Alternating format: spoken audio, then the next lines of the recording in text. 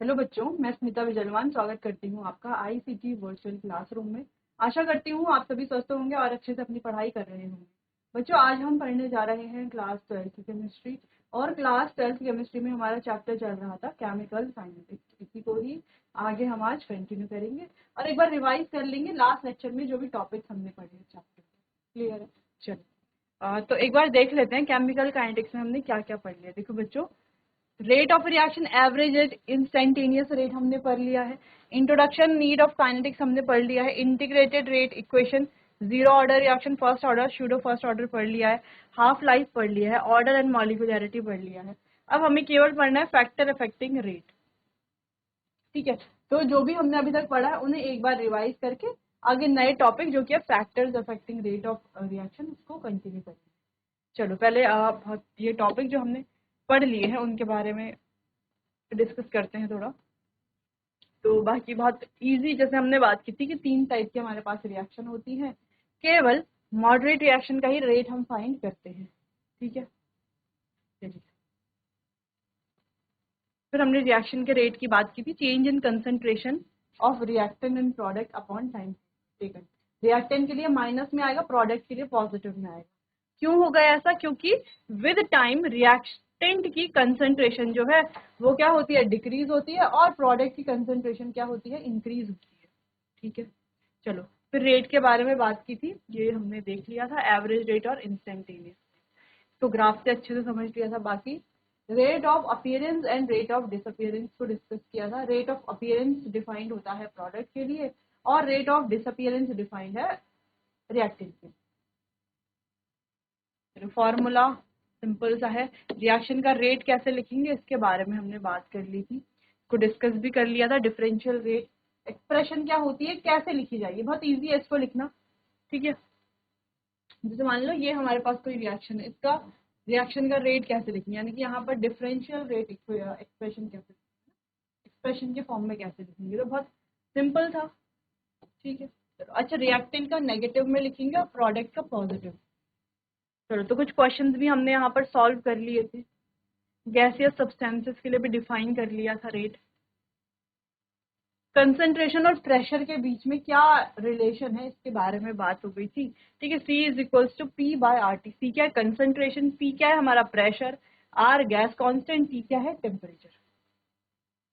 चलो, फिर elementary reaction और कॉम्प्लेक्स रिएक्शन। एलिमेंट्री रिएक्शन जो सिंगल स्टेप में कंप्लीट हो जाती है, और कॉम्प्लेक्स रिएक्शन जिनको कंप्लीट होने के लिए एक स्टेप से ज्यादा स्टेप चाहिए।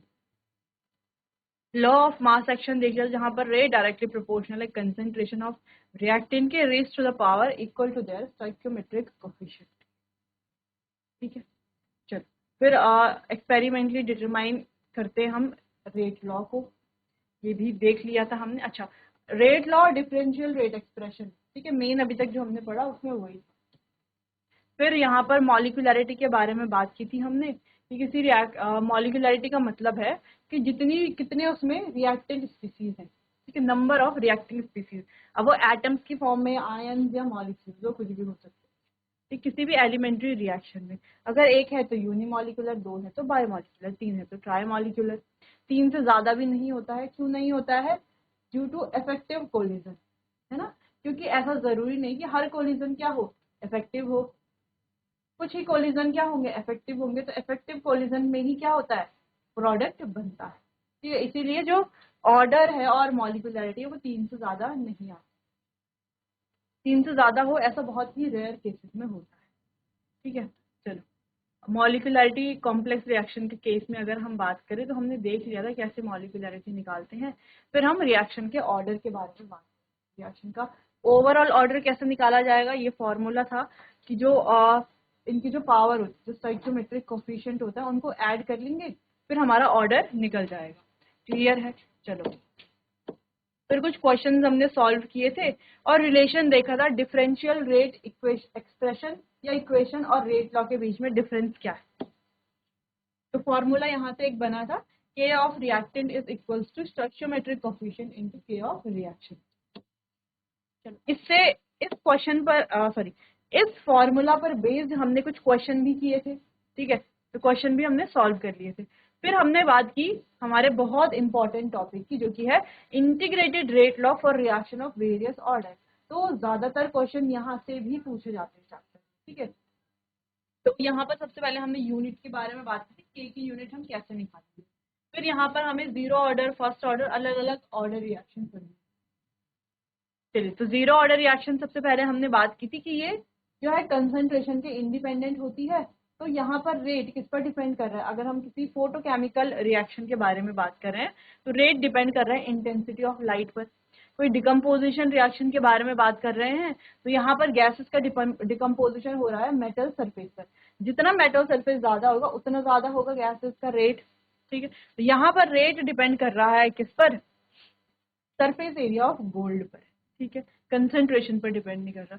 कि काइनेटिक्स हमने देख ली थी, इसको सॉल्व कर लिया था, तो ये आता है AT = A0 - K, जहां पर AT क्या है, concentration left at any time T, A0 क्या है, इनिशियल कंसंट्रेशन, K है गैस कांस्टेंट, सॉरी K है रेट कांस्टेंट, और T है हमारा टेम्परेचर, ठीक है। पीछे K को हमने एक जगह पर R होता है बच्चों गैस कांस्टेंट, K तो हमारा रेट कांस्टेंट है, ठीक है। तो P = CRT वाली इक्वेशन जब हम देख रहे थे, ठीक है, C = P/RT, तो वहां पर आप एक बार देख लें, ठीक है। बाकी ग्राफ डिस्कस किया था। हाफ लाइफ क्या होती है इसके, A0/2K, ठीक है। T हाफ क्या होता है इसका, A0/2K। सेम ऐसा ही हमने फर्स्ट ऑर्डर के लिए पढ़ लिया था, K = 2.303/3 log base 10 A0/AT, जहां पर सेम A0 इनिशियल कंसंट्रेशन और AT left concentration left at any time T। बाकी T तो हमारा क्या है, टेम्परेचर, सॉरी T क्या यहाँ पर टाइम है, ठीक है। T क्या यहाँ पर टाइम है, ठीक है। और K क्या है, K है हमारा रेट कांस्टेंट, ठीक है। तो T यहाँ पर ध्यान रखना है, यहाँ पर T टाइम के बारे में बात हो रही है।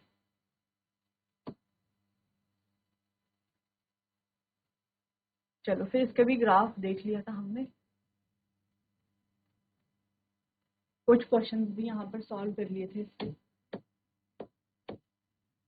फिर अलग अलग मेथड्स हमने देखे रिएक्शन के ऑर्डर को डिफाइन करने, ठीक है। इन मेथड्स को हमने यहाँ पे डिस्कस किया था। तो सबसे पहले ग्राफिकल मेथड हमने देखा। ग्राफिकल मेथड में हमने ये अलग अलग ग्राफ जो है, देखो रेट और कंसंट्रेशन का ग्राफ, अगर आप ध्यान से देखो तो ये जो रेट कंसंट्रेशन का ग्राफ है, यहाँ पर जो रेट है वो कैसा है, देखो सीधा, यानी कि रेट कंसंट्रेशन के इंडिपेंडेंट है, रेट कंसंट्रेशन पर डिपेंड ही नहीं कर रहा है, जो कि है भी। जीरो ऑर्डर रिएक्शन पर रेट जो है वो कंसंट्रेशन के इंडिपेंडेंट होता है। लेकिन अगर हम यहाँ पर देखें, यहाँ पर रेट जो है वो कंसंट्रेशन पर डिपेंड है, इसीलिए यहाँ पर स्लोप से एक स्ट्रेट लाइन वाला ग्राफ बन रहा है। सेम ऐसा ही ग्राफ आपको कहाँ पर दिख रहा है, फर्स्ट ऑर्डर के T हाफ में दिख रहा है, क्योंकि यहाँ पर ये जो T हाफ है ये इनिशियल कंसंट्रेशन के इंडिपेंडेंट होता है, ठीक है। इनिशियल कंसंट्रेशन पर डिपेंड नहीं करता, जैसे कि यहाँ पर नहीं करता रेट डिपेंड, वैसे यहाँ पर T हाफ भी इनिशियल कंसंट्रेशन पर डिपेंड नहीं करता, इसलिए यहाँ पर और यहाँ पर आपको एक जैसा ग्राफ दिखेगा। लेकिन अगेंस्ट जो जिसके अगेंस्ट ये प्लॉट है वो डिफरेंट, जैसे यहाँ पे रेट कंसंट्रेशन है, यहाँ पर T हाफ और A यानी कि इनिशियल कंसंट्रेशन है। वैसे ही ऐसा ही ग्राफ आपको यहाँ पर भी दिख रहा होगा। तो यहाँ पर रेट जो है वो कंसंट्रेशन पर डिपेंडेंट है, सेम यहाँ पर भी T हाफ इनिशियल कंसंट्रेशन पर डिपेंडेंट है, ठीक है। T हाफ डिपेंडेंट है, इसीलिए ऐसा ग्राफ बन रहा है यहाँ से बीच से स्ट्रेट लाइन का। क्लियर है। बाकी ये दो ग्राफ तो बहुत इजी है, दोनों में y = -mx + c type graph बनेगा। दोनों की स्लोप क्या आएगी, माइनस, यानी कि नेगेटिव में आएगी, -k है दोनों की स्लोप। लेकिन हाँ, अगर इसको log base 10 AT की फॉर्म में लिखेंगे तो ये हो जाएगा, इसकी स्लोप आएगी -k/2.303। ये हमने डिस्कस कर लिया था बहुत डिटेल में अपने लास्ट लेक्चर। क्लियर है, कोई कंफ्यूजन तो नहीं। चलिए, इसे एक बार आप देख लीजिए, फिर आगे कंटिन्यू।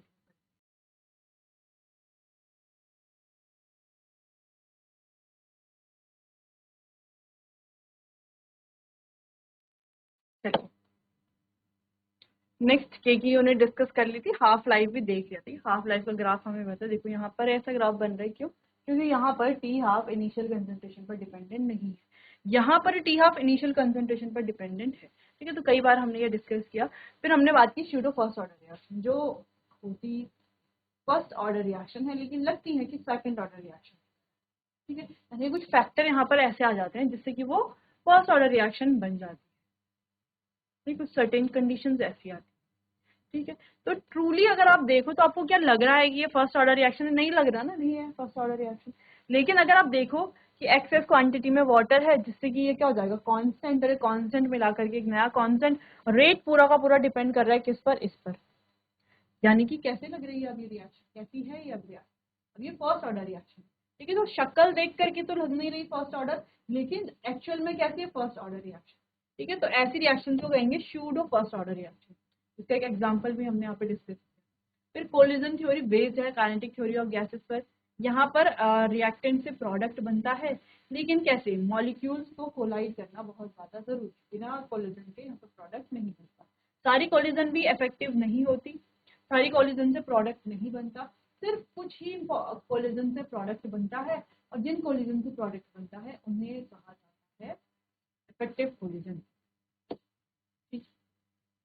चलो, तो कोलिजन के लिए दो इंपॉर्टेंट फैक्टर होते हैं, एक एनर्जी फैक्टर और एक ओरिएंटेशन फैक्टर। एनर्जी फैक्टर जैसे कि हमने कहा, यहाँ पर देखा हमने, ये रिएक्टेंट की एनर्जी, ठीक है, इसको कुछ हम एनर्जी देंगे जिसको हम कहेंगे एक्टिवेशन एनर्जी, जिससे क्या बनाएगा, एक्टिवेटेड कॉम्प्लेक्स, और फिर रिएक्शन होगी। अब रिएक्शन एंडोथर्मिक हो सकती है, एक्सोथर्मिक हो सकती है।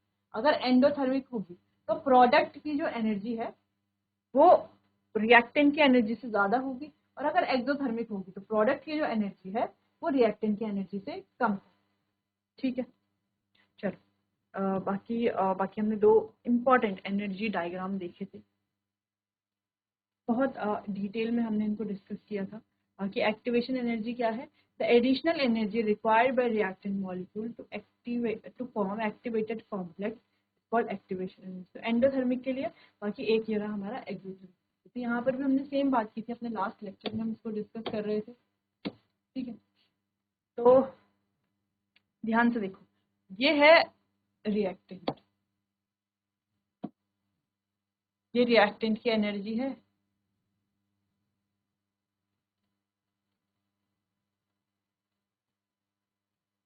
और ये बन रहा है हमारा प्रोडक्ट। तो प्रोडक्ट की अगर एनर्जी देखी जाए, रिएक्टेंट और प्रोडक्ट दोनों की अगर एनर्जी देखी जाए, तो ये रही रिएक्टेंट की एनर्जी, ये रही प्रोडक्ट की एनर्जी। दोनों के बीच में देखो कितना गैप है, कितना गैप है ना, इस गैप को, इस डिस्टेंस को क्या बोला जा रहा है, डेल्टा।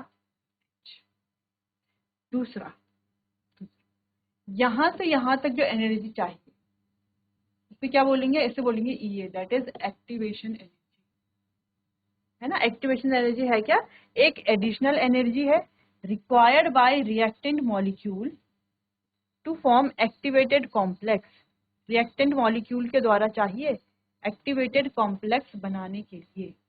ठीक है, कहाँ है एक्टिवेटेड कॉम्प्लेक्स, ये रहा एक्टिवेटेड कॉम्प्लेक्स। ठीक, बाकी यहाँ से लेकर के पूरी जो एनर्जी है इसे कहते हैं बच्चों थ्रेशोल्ड एनर्जी। ठीक है, यहाँ से लेके यहाँ तक ये जो पूरी है थ्रेशोल्ड एनर्जी। बाकी यहाँ से लेके इसको हम बोलेंगे ई ए बैकवर्ड। ठीक है, अब ये एक्टिवेशन, ये क्या है, फॉरवर्ड की, और ये क्या है, बैकवर्ड। ठीक है, फॉरवर्ड और बैकवर्ड की कैसे, जैसे रिएक्टेंट से देखो क्या बना, रिएक्टेंट से बना प्रोडक्ट, तो ये हो गई फॉरवर्ड, और रिएक्शन जब ऐसे आएगी तो ये क्या हो जाएगा, बैक। ठीक, चलो क्लियर है। इसके अलावा यहाँ पर ये एक्सोथर्मिक क्यों है, क्योंकि EP is less than E R, यानी कि हम कह सकते हैं simply E R is greater than EP, यानी कि ई आर क्या है यहाँ पर, energy of reactant, energy of reactant ज्यादा है एनर्जी ऑफ प्रोडक्ट से। इसीलिए तो ग्राफ देखो कैसा बन रहा है और कैसा है, एक्सोथर्मिक। क्लियर है, कोई कंफ्यूजन तो नहीं है। ठीक, तो बाकी ध्यान रखना है आपको ये कि ईपी अगर ग्रेटर है ईआर से तो आएगा पॉजिटिव, ईपी अगर लेस है ईआर से तो आएगा नेगेटिव। ठीक, क्लियर है, कोई कंफ्यूजन।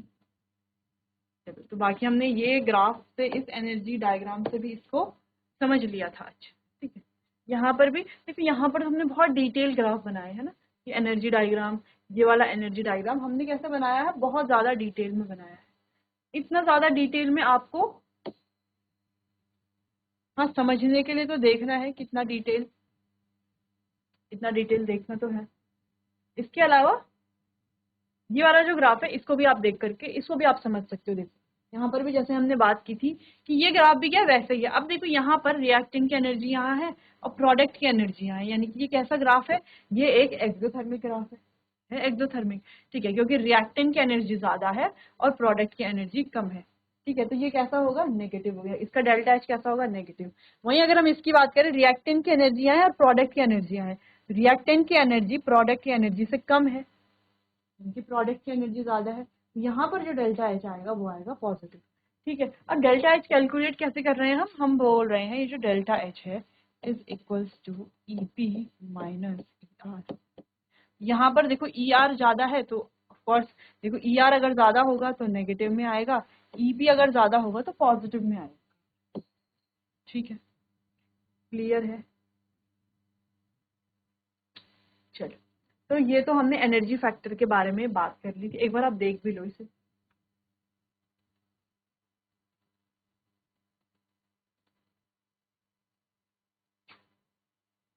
अच्छा, एक और पॉइंट हमें यहाँ पे ऐड कर, यहाँ पर कर लेते हैं इसको ऐड।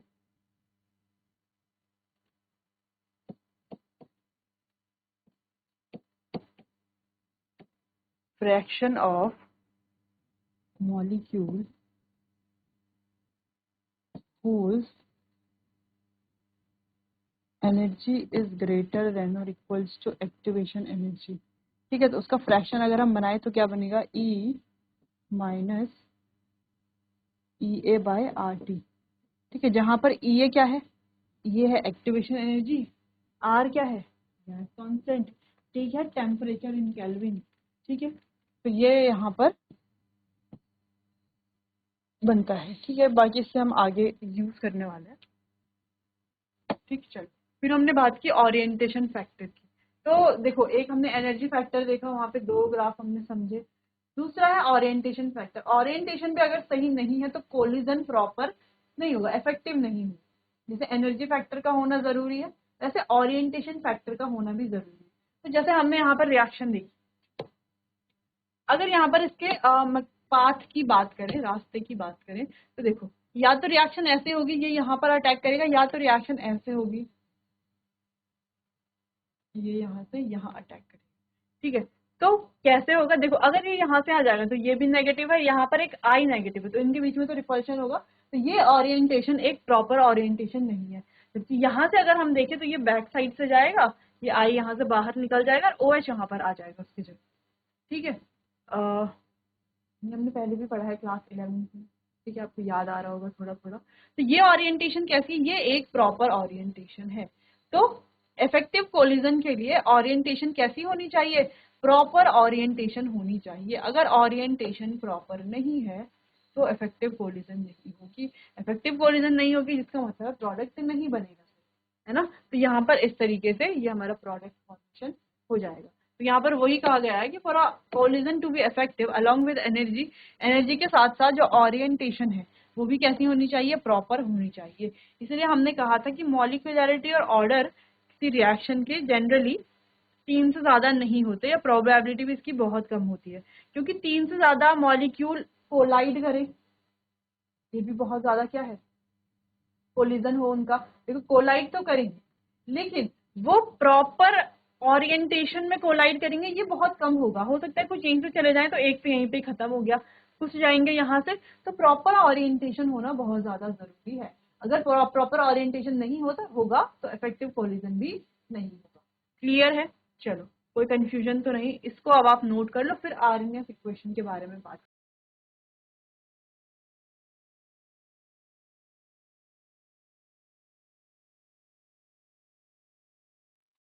चलिए आगे बढ़ते हैं, आरएनएस इक्वेशन के बारे में बात करते हैं। It was first proposed by Dutch chemist J.H. Van 't Hoff, but Swedish chemist Arrhenius provided its physical justification and interpretation. Where A क्या है यहाँ पर, Arrhenius factor or the frequency factor, या हम कहें pre-exponential factor. It is a constant specific to a particular reaction. R gas constant है, E क्या है यहाँ पर, एक्टिवेशन एनर्जी। अगर इसका फॉर्मूला देख रहे हैं यहाँ पर तो देखो K is equals to A E minus E A by R T, L N A is equals to L N A minus E A by R T. ये तो हम सॉल्व कर सकते हैं खुद से, तो ये जाएगा लॉग बेस 10 के लॉग बेस 10 ए EA बाय 2.303 RT। ठीक है, या हम सिंपल लिख सकते हैं K is equals to A E minus EA by R। Simple है।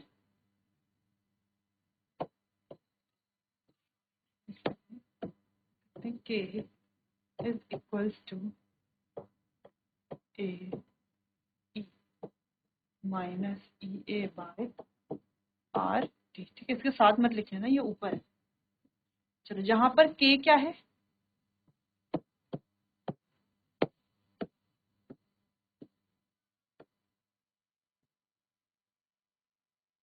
जहां पर K क्या है, तो देखो बच्चों, यहाँ पर K तो हमारे पास रेट कांस्टेंट है, A क्या है, आर्नियस फैक्टर है, E क्या है, एक्टिवेशन एनर्जी, R है गैस कांस्टेंट, T है टेम्परेचर। ठीक है, सिंपल। तो ये फॉर्मूला है। अगर हम ग्राफ बनाएं तो log बेस 10 के और 1/t का ग्राफ बनाएं तो इस तरीके से इसकी स्लोप आती है माइनस EA बाय 2.303 R। ठीक है, ये ध्यान रखना है, ये ग्राफ बहुत इंपॉर्टेंट। क्लियर है, समझ में आया? चलो, तो इतना आप नोट कर लीजिए, बहुत इंपॉर्टेंट टॉपिक, नोट कर लीजिए, फिर आगे बढ़ते।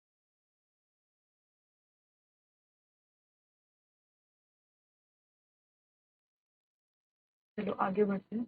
तो यहाँ पर ये जो फॉर्मूला हमने लिखा हुआ है, के क्या है, रेट कांस्टेंट, ए है एक्टिव, ई ए है एक्टिवेशन एनर्जी, आर यानी कि गैस कांस्टेंट, टेम्परेचर, ई है हमारे पास मैथमेटिकल क्वांटिटी, और ए हमारा फ्रीक्वेंसी फैक्टर या प्री एक्सपोनेंशियल फैक्टर या आर्नियस कांस्टेंट हम कहते हैं। एक बार आप इसे भी देख लीजिए, फिर आगे इसको एक्सप्लेन करते हैं।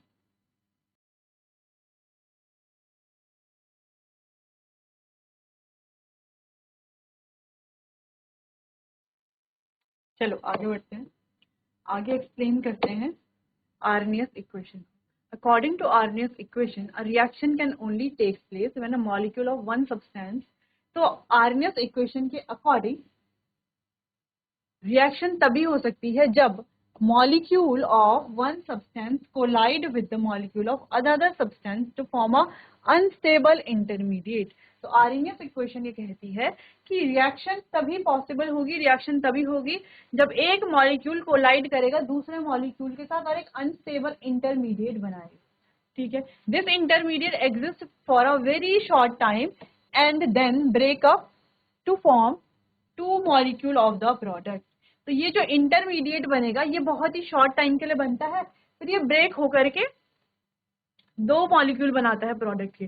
The energy required to form this intermediate is known as activation energy. और इस इंटरमीडिएट को बनाने के लिए जो एनर्जी चाहिए उसे हम कहते हैं एक्टिवेशन एनर्जी। अब जिस इंटरमीडिएट की बात हो रही है उस इंटरमीडिएट को कहते हैं बच्चों एक्टिवेटेड कॉम्प्लेक्स।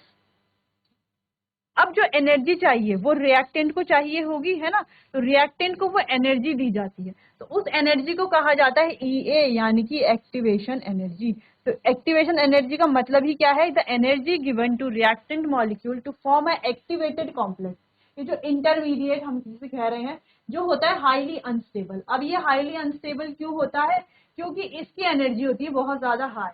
ठीक है, अब जिसकी एनर्जी हाई तो उसकी स्टेबिलिटी कम, क्योंकि हम जानते हैं energy is inversely proportional to stability. ठीक है, फिर जाकर के हमारा प्रोडक्ट बनता है। थ्रेशोल्ड एनर्जी, अब एक और हमने बात की कि यहां से लेकर के यहां तक की जो पूरी एनर्जी है इसे क्या कहेंगे, थ्रेशोल्ड एनर्जी कहेंगे। अब ये थ्रेशोल्ड एनर्जी क्या है, the minimum amount of energy which the reaction must possess in order to convert into product is known as threshold energy. यानी कि जो मिनिमम अमाउंट ऑफ एनर्जी चाहिए रिएक्टेंट को कन्वर्ट होने में, प्रोडक्ट में कन्वर्ट होने में, उसी को क्या बोलेंगे, थ्रेशोल्ड एनर्जी। बाकी अगर एक्टिवेशन एनर्जी की बात करते हैं तो the additional amount of energy required by the reactant so that their energy become equal to the threshold value is known as activation energy. अच्छा, ताकि उनकी जो वैल्यू है वो थ्रेशोल्ड के बराबर भी हो जाए, इसको भी हम क्या बोलते हैं, एक्टिवेशन एनर्जी। वैसे तो पहले भी हमने एक्टिवेशन एनर्जी का डेफिनेशन लिखी है, उसको एक्सप्लेन भी किया है ना, जो ग्राफ हमने पहले पढ़े थे वहां पर भी तो हमने सेम डिस्कशन किया है। कौन से ग्राफ, ये वाले ग्राफ। ये जो एनर्जी लेवल डायग्राम इसीलिए हमने डिटेल में पढ़े थे क्योंकि आगे भी ये काम आने वाले थे। क्लियर है इतना? चलो, तो यहां से हम ये समझ गए हैं। क्लियर है? चलिए नोट कीजिए इतना। चलिए बच्चों, आज के लिए बस इतना ही। मिलते हैं अपने आने वाले अगले सेशन में। तब तक के लिए आपका बहुत बहुत धन्यवाद।